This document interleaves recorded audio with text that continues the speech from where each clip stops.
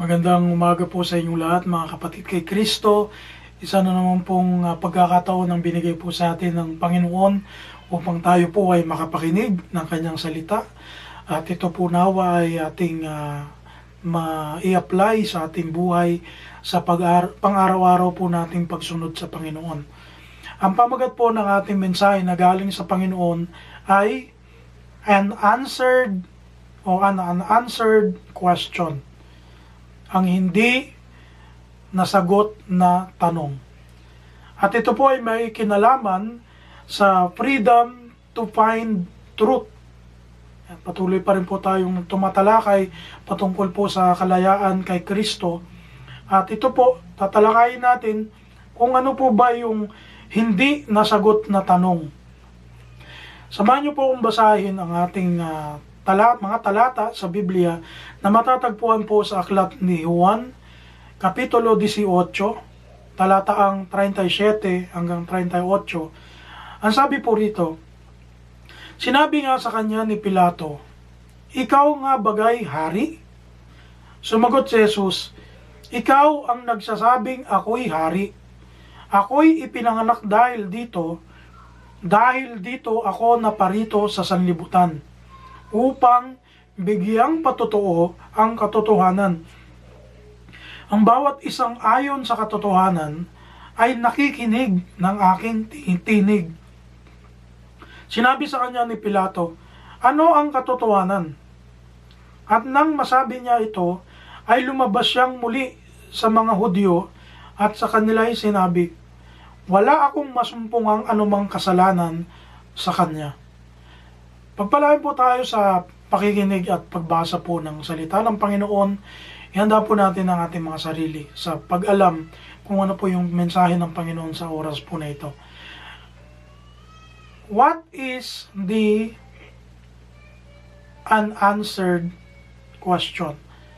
Alam niyo po, kung babasahin po natin dito yung buong kapitulo ng 18 ng Juan, ito po yung kwento na kung saan hinuli si Christ. At dinala po siya doon sa mga pinunong saserdote, at eventually dinala po siya kay Pilato. At kilala naman natin po si Pilato, siya po ay yung gobernador ng Israel nung panahon po na ito.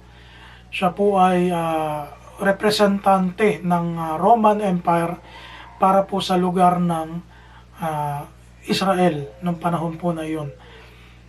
Ngayon gusto ko pong ipa-realize sa inyo ito pong senaryo na ito, na kung saan yung time po na ito nahuli si Jesus ng mga kawal na Hudyo, sa pangunguna po ni Judas Iscariote, of course, doon po sa Garden of Gethsemane.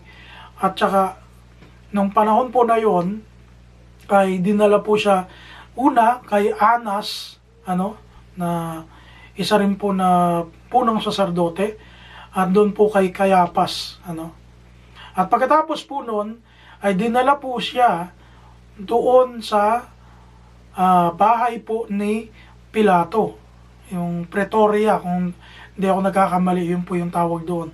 At itong lugar po na ito ay dito po nakatira si Pilato, at yun nga po dinala nila si Christ upang litisin po siya doon. At noong unang tanong ni Pilato, ang una niyang pong tanong, ikaw baga ang hari ng mga Hudyo? Ngayon, kung papansinin po natin mga kapatid, yung tanong po ni Pilato doon, parang may tunog na pang-iinsulto kay Kristo. Kasi una po sa lahat, bakit niya tinanong si Christ nung time po na yon, na alam niya naman kung ano yung nangyari kay Christ, na bago po siya dinala doon sa kanya, talagang binugbog na si Christ talagang kinaladkad na siya, pinahirapan na siya, kaya kung mapapansin natin dito, yung tanong ni Pilato doon, medyo parang may pagka tunog, insulto. At yun nga po, nakita natin doon sa verse 34 na imbes sagutin po siya ni Christ ng oo o hindi, ang sagot po ni Christ ay patanong din. Sa katunayan, sabi ni Christ, sinasabi mo ba yan sa iyong sarili? O dahil may nagsabi sa iyong iba tungkol sa akin? Doon sa verse 34, doon po yung sagot ni Christ. Nakita po natin dito yung husay, yung talino ng Panginoon, na kahit nandun na po siya, alam niya na pahihirapan siya, alam niya na ipapako siya sa krus, ay yung the way ng sagot niya po ay nakita natin na may karunungan pa rin. At alam niyo po kasi sa larangan ng debate, sa larangan ng argumento, ang tawag po doon sa method na kung saan yung tanong ay sasagutin mo din ng tanong, ang tawag po doon ay Socratic method.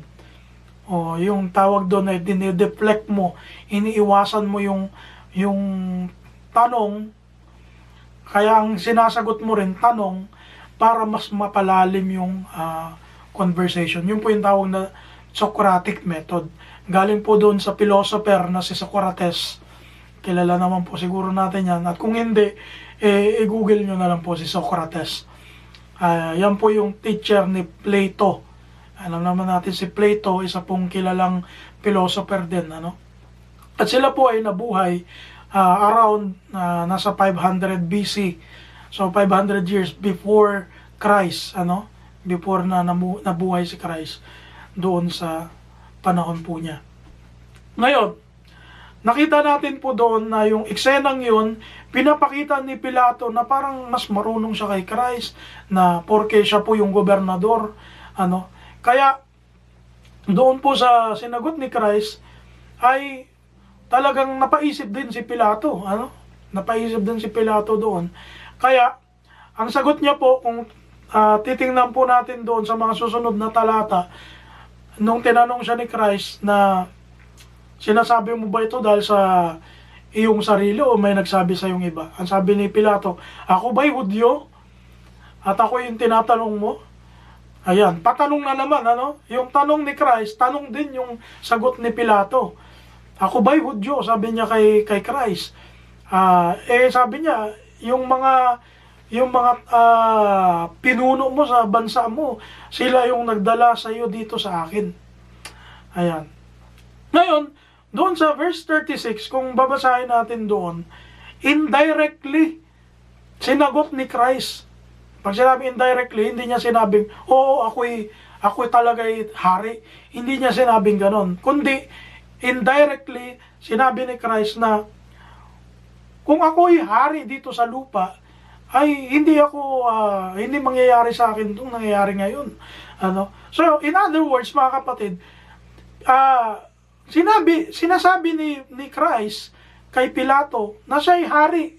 Siya'y hari. Pero, hindi doon sa hari ng mga Hudyo.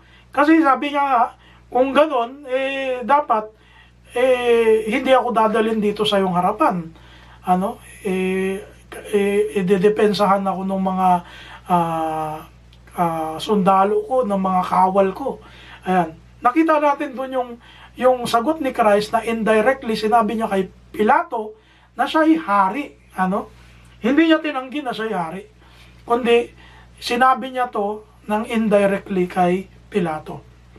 Ngayon, pagkasabi po ni Christ na ganon, tinanong po siya uli ni Pilato doon sa verse 37. Ang sabi niya, ikaw bagay hari ng mga Hudyo? Ayan. Tinanong na naman siya ni Pilato. Siguro dahil nagka-interest si Pilato doon sa sagot ni Christ na, hindi pala siya hari dito. May ibang lugar pala siya na pinaghaharian. Kaya tinanong uli ni Pilato si Christ. Pero, ayun nga, at sabi ni Christ doon sa verse 37, yung binasa natin kanina, ang sabi niya, ako'y ipinanganak dahil dito. Ano daw yung dahil? Bakit siya pinanganak? Ano yung rason? Ang sabi ni Christ, upang bigyang patotoo ang katotohanan. Ano po yung katotohanan? Yun po yung tanong ni Pilato kay Christ. At nakita naman natin dun sa verse 38 na hindi po na tala, hindi na po sinulat ni Juan kung ano po yung sagot ni Christ doon po sa last na tanong ni Pilato. What is truth? Kung papansinin natin mga kapatid, lahat ng tanong ni Pilato, sinagot ni Christ. Maliban doon sa last na tanong niya, what is truth?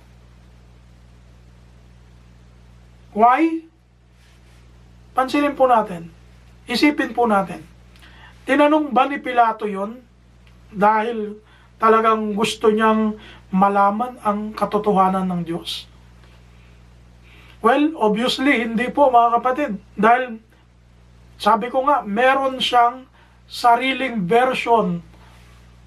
Si Pilato, nagtanong, hindi dahil gusto niyang malaman, kundi, meron pong tatlong dahilan. Bakit po, sinabi ko po na, hindi naman talaga siya interesado dun sa katotohanan.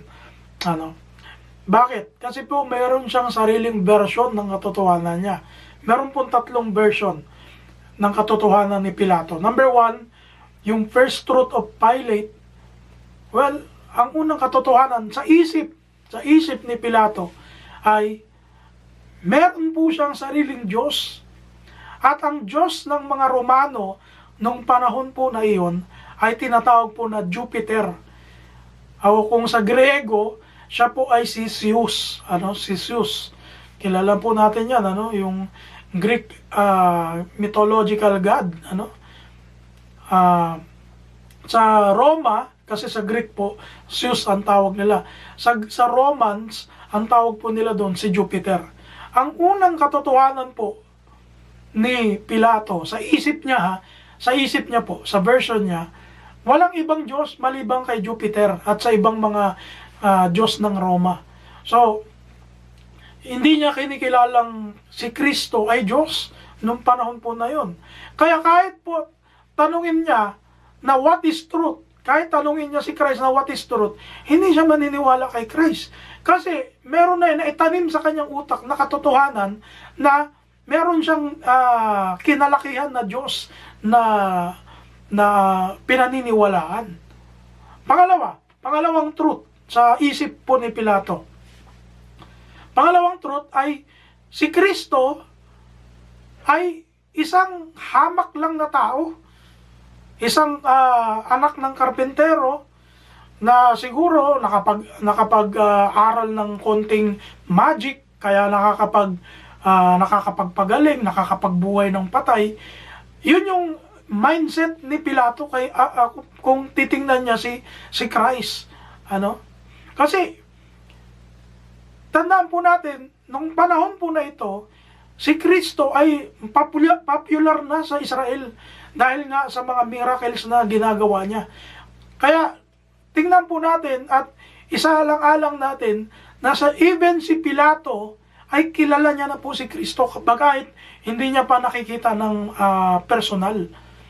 Tayo nga sa panahon natin ngayon, kahit hindi naman natin kilala personal yung tao dahil sa mga balita, nakikilala natin, 'di ba? Ganon din po nung panahon na yon. Nung si Kristo po ay nangaral at nagpapagaling, naggagawa ng mga himala, even si Pilate, si Pontius Pilate, kilala niya po si Christ.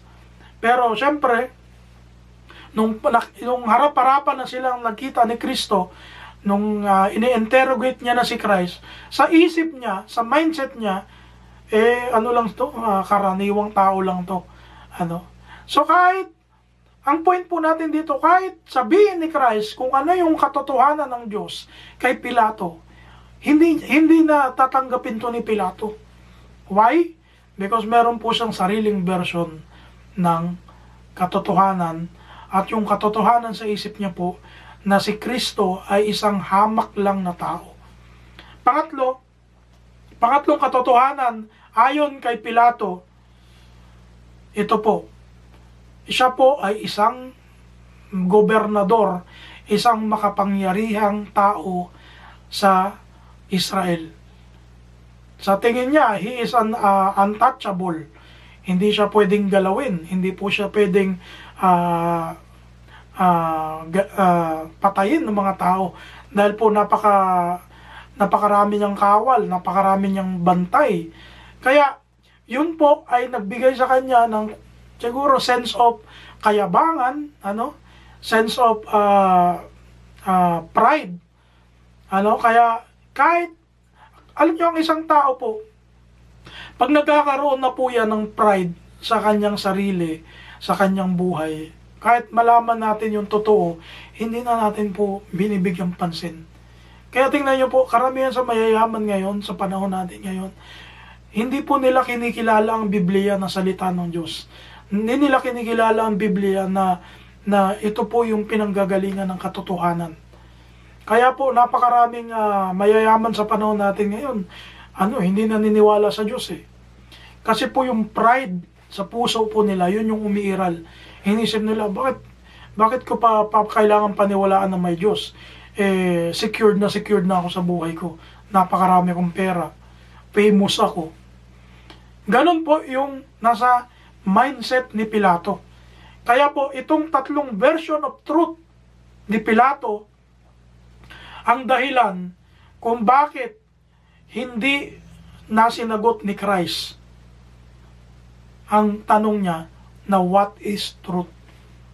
Hindi na po sinagot, hindi na po nabanggit dito ng Bible na sinagot ni Christ si Pilato sa tanong niya na yun. Yun po yung nakakalungkot na pangyayari.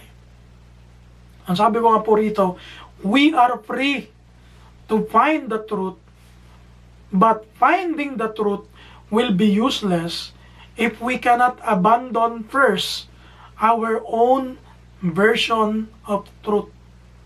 Malaya po tayo mga kapatid maghanap ng katotohanan ng Diyos. Pero kung sa paghahanap po natin, kung hindi po natin i-abandon na o kakalimutan yung sariling version natin ng katotohanan sa isip natin, hindi po natin makikilala o malalaman yung katotohanan ng Diyos. Kung sa mababaw po na paglalarawan po rito, ang ibig ko mong lang sabihin mga kapatid ay kung tayo po halimbawa magbabasa ng Biblia at kung sa pagbabasa natin ng Biblia meron tayong inaalagaan na version po ng katotohanan, version ng idea. May idea tayong inaalagaan sa utak natin, sa puso natin. Hindi natin malulunok, hindi natin makakain yung salita ng Diyos, yung katotohanan na nakikita sa salita ng Diyos. Hindi natin yun madadigest sa buhay natin. Why? Kasi merong nagbablock sa utak natin. May nagbablock. At yun? Yung sarili nating idea. Yung sarili nating paniniwala. Kaya, kailangan po nating i-abandon na yun. Tanggalin natin sa sarili natin yun. Tanggalin natin sa isip po natin yun. At i-open natin yung heart natin para mas maunawaan natin yung salita ng Diyos. Yung katotohanan ng Diyos. Alam niyo po, sa buhay na ito, meron pong tatlong uri ng tao na naghahanap ng katotohanan. Sabi ko dito, number 1, yung mga taong totoong naghahanap ng katotohanan. Ikaw ba isa sa mga ito? Tayo ba isa sa mga taong katulad nito? Yung totoong naghahanap ng katotohanan? Yung pangalawa, yung naghahanap lang sila ng katotohanan para maikumpara nila ito sa kanilang idea. Sabi ko nga kanina, yung mga taong gusto lang maikumpara yung idea nila sa katotohanan ng Diyos. At kung may kumpara nila, therefore may mairereklamo sila, meron silang iko-complain sa Diyos. Ay, yung namang abortion, hindi naman yan totoo. O yung anti-abortion, hindi naman yan totoo. Okay lang na mag-abort, ano? Okay lang na mag-abortion ng bata. Okay lang na magpalit ako ng gender. Ano? Kaya ngayon, yung mga tao ngayon, yung lalaki nagiging babae na, yung babae nagiging lalaki. Dahil pinalitan nila yung katotohanan ng Diyos ng sarili nilang katotohanan. Yun po yung pangalawang uri ng tao. Yung pangatlo, yung mga taong nahanap na nila yung katotohanan, pero ayaw nilang sundin. Ayaw po nilang ipamuhay. Yun po yung pangatlong uri ng tao, naghahanap ng katotohanan. Mga kapatid, alin ka doon sa mga tao ngayon? Alin po tayo doon? Kayo lang po ang nakakaalam niyan. Ang sabi ko po rito, if the truth that you know does not base on God's truth, that is a fake truth.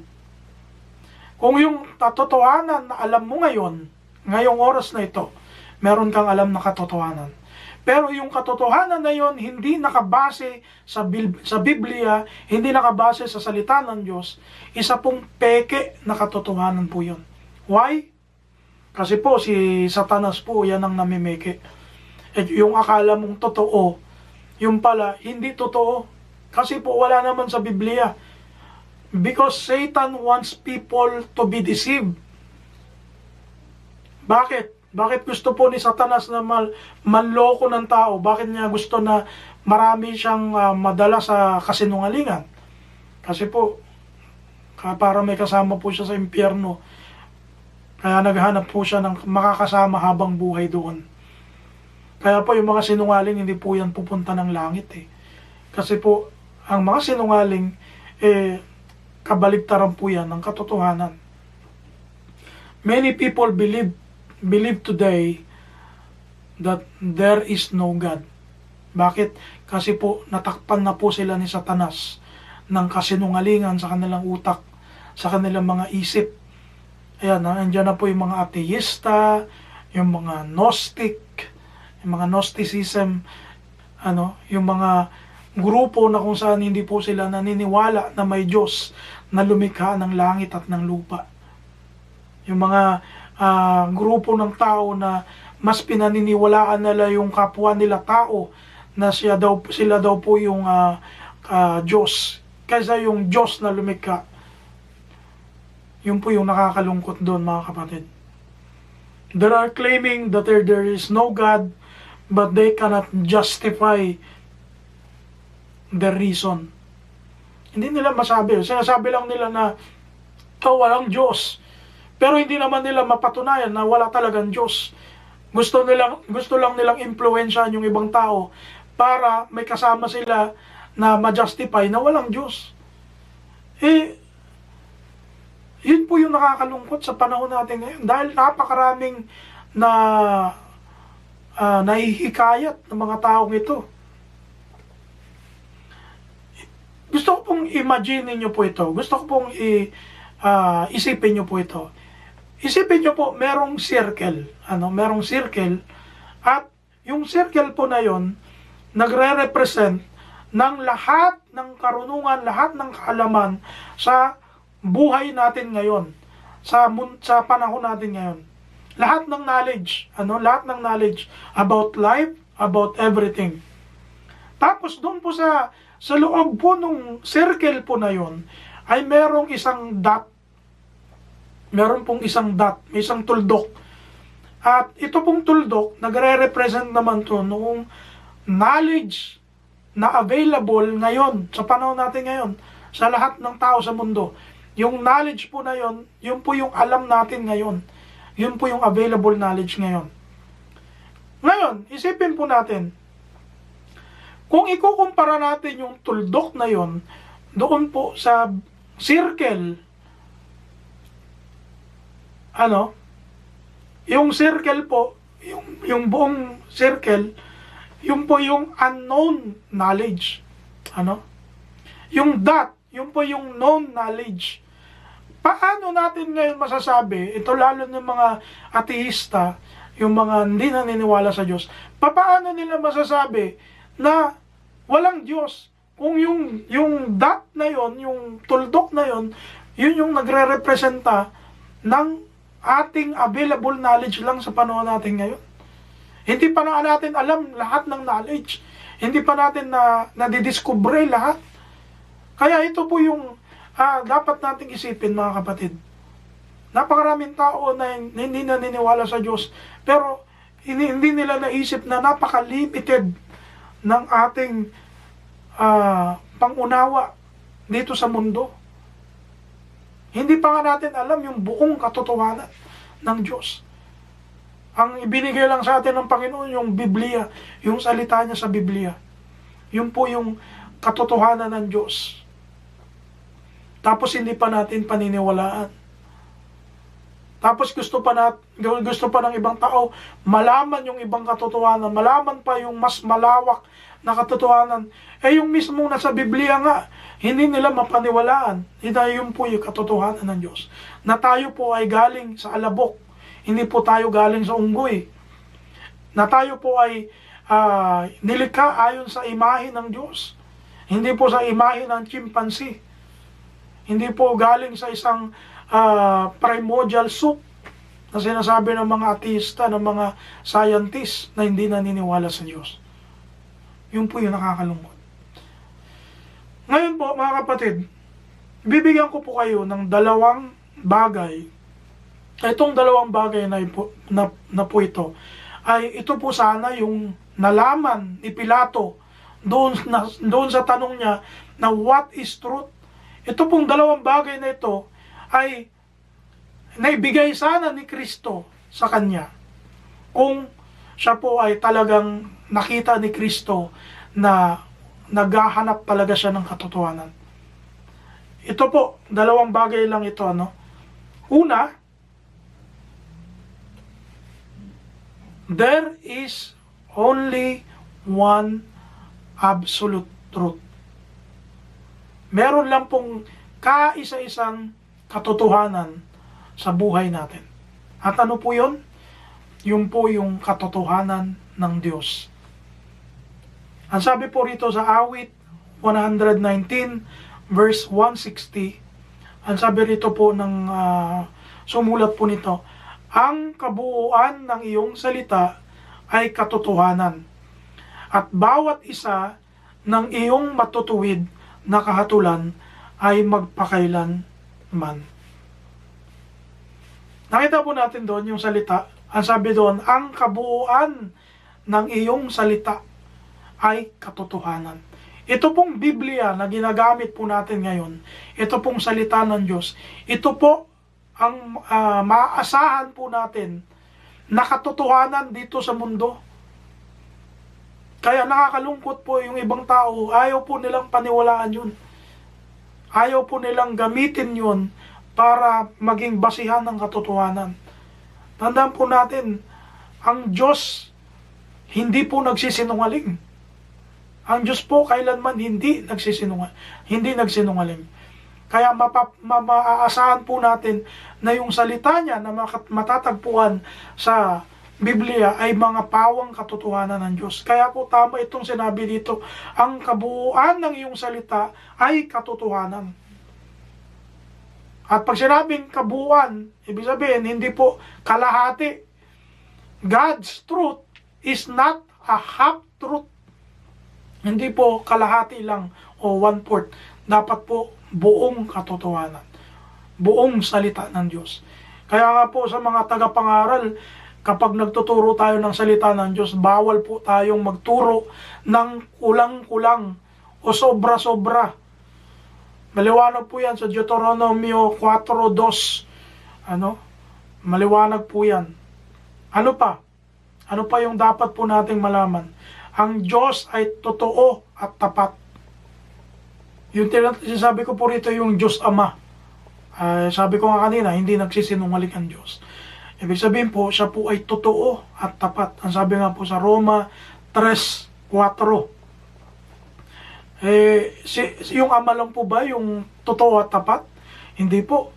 Kundi si Kristo mismo ay totoo at tapat din po. Mababasa po natin yan sa Juan 14:6. Ang sabi niya, I am the way, the truth, and the life.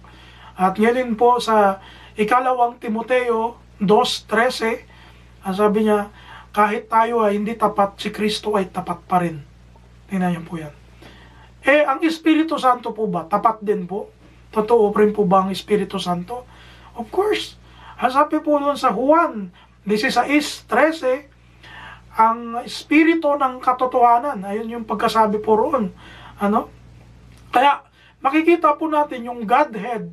Sila po ang source ng katotohanan. Sila po ang source ng lahat ng totoo.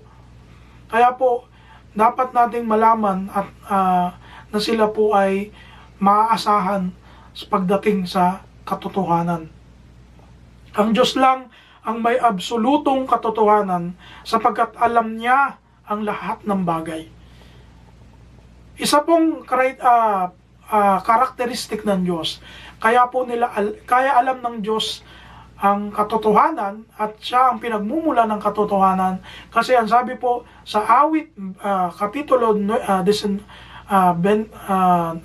Psalm chapter 90 verse 2, ang sabi po roon, siya ay buhat sa pasimula. Siya ay buhat sa pasimula ng walang hanggan. Tingnan niyo po. Walang tao na nakita natin o nalaman natin na mula't mula, buhay na siya. Kasi ang tao, nagsimula ang tao nung panahon po ni Eva at Adan. Isang rason kung bakit si Kristo po ay hindi natin masasabing tao lamang. Siya po ay Diyos. Kasi po siya ay galing sa walang pasimula. Mula pa nung una, walang hanggan. Ayan.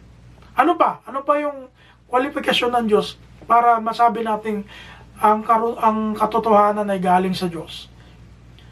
Alam niyo po, ang Diyos, sabi po sa Isaiah 43, talatang 13, walang makakapigil sa Diyos.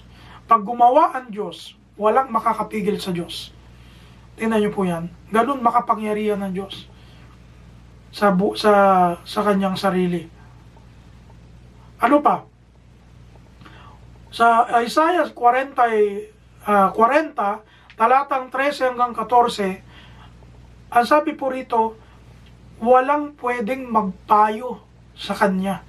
Hindi niya kailangan ng magpapayo. Hindi niya kailangan ng magsasabi sa kanya kung ano yung dapat niyang gawin. O magmumungkahi sa kanya kung ano yung dapat niyang gawin.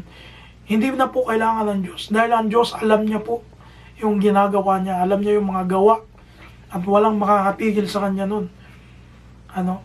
Kaya po, sabi doon sa Kawikaan 2:6, siya ang pinagmumulan ng lahat ng karunungan at kaalaman. At ito po ang dahilan kung bakit ayaw na ayaw ng Diyos ang sinungaling at mga nagsisinungaling. Matatagpuan po natin yan doon sa Kawikaan, Kapitulo 12, talatang 22. Ano pa?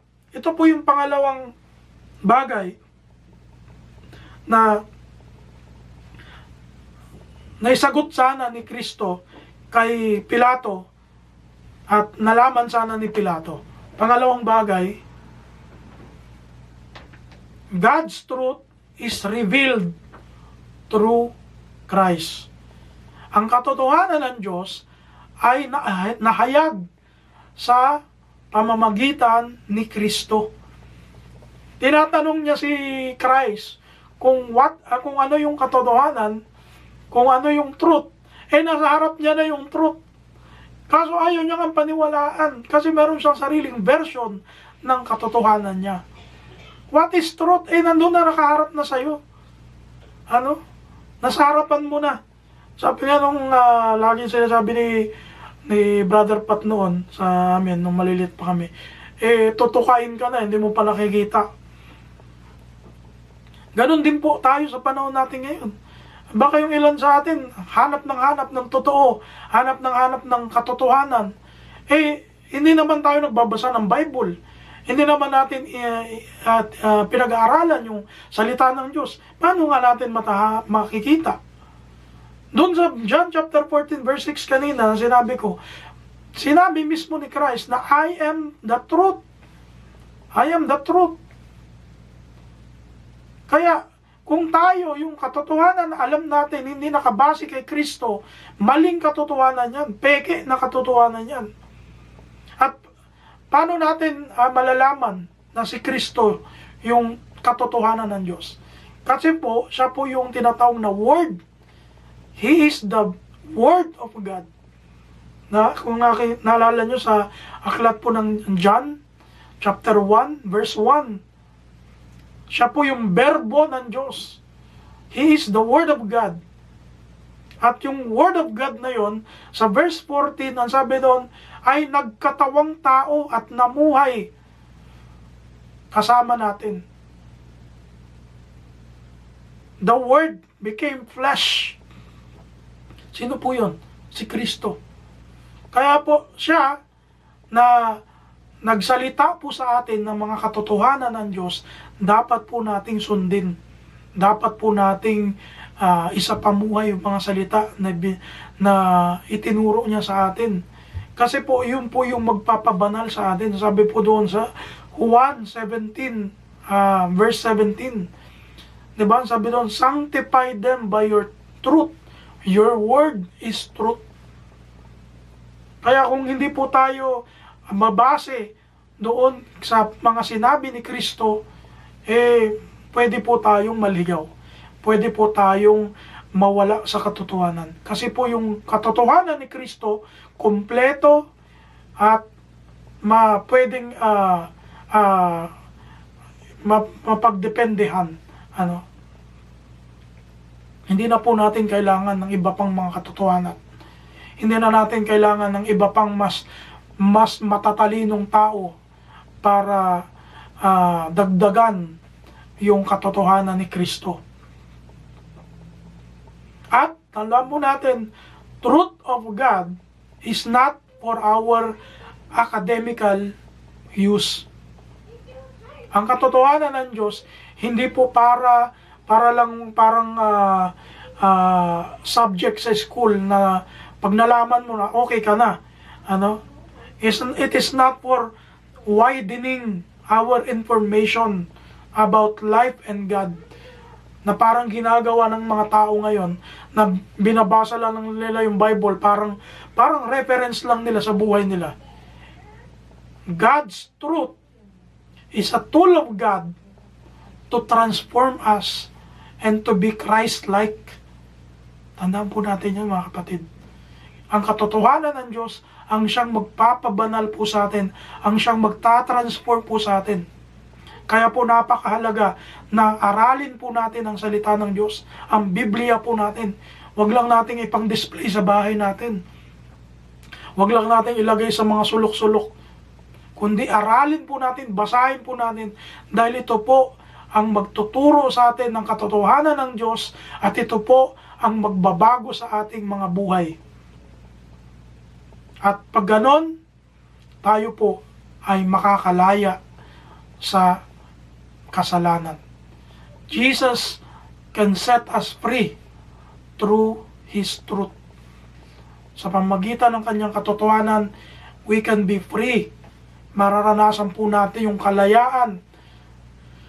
At kung hindi po natin alam yung totoo, hindi po tayo makakawala noon sa kasalanan, sa guiltiness, sa punishment ng Panginoon. Kaya, ang sabi nga po sa John chapter 8 verse 31 hanggang 32, Jesus can set us free. Sapagkat ang katotohanan ang magpapalaya po sa atin.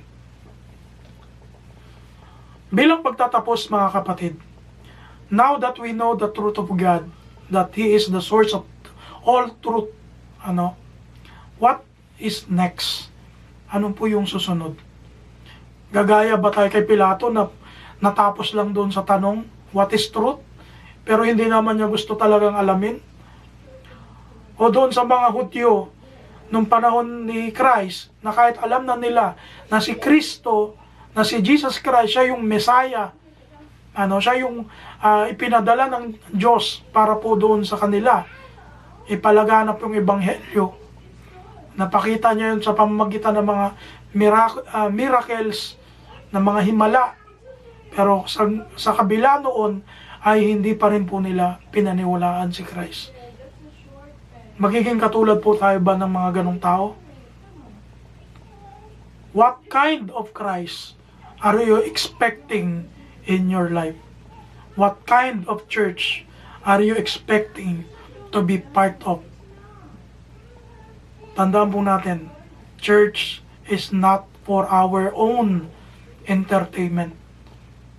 Ang church po, ang iglesia ng Panginoon ay itinatag niya upang tayo po ay maturuan patungkol po sa buhay na ito. Na tayo ay makita natin yung sarili natin, na tayo ay makasalanan at kailangan po natin dumepende sa Diyos. Dahil po ang Diyos lamang ang makapagliligtas sa atin. We need God in our lives.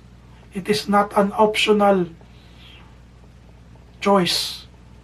Hindi po yan optional na kung ayaw mo, hindi. Kung gusto mo. Binigyan na po tayo ng katotohanan ng Diyos. Kailangan lang po nating alamin at paniwalaan, sampalatayanan, sa gayon ay makasama po natin ang Panginoon sa langit na bayan pagdating po ng tamang panahon. Mga kapatid, maraming salamat po sa inyong oras. Pagpalain po tayo ng Panginoon at nawa po sama-sama po tayong iligtas ng Panginoon at makita ng Panginoon nagtatapat hanggang sa wakas. Maraming salamat po. Pagpalain po tayong lahat ng Panginoon at kita-kits po tayo muli sa susunod na linggo. God bless po.